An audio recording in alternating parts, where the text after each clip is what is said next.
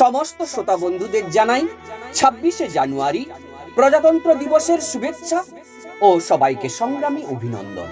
আজকে আমি উপস্থাপন করছি 26শে জানুয়ারি প্রজাতন্ত্র দিবস সম্পর্কিত একটি সহজ সরল বক্তব্য।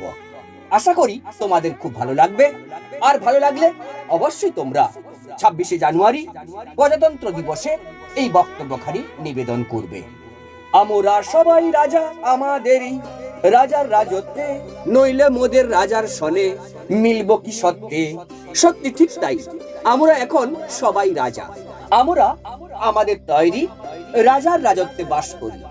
এখন আমরা কারোর অধীনে পরাধীন নয়, আমরা স্বাধীন দেশের স্বাধীন নাগরিক, সার্বভৌম গণতান্ত্রিক ভারতবর্ষের ভারতীয়। কিন্তু এক সময় এ কথা সদর্পে ঘোষণা করার মতো ক্ষমতা বা ভাষা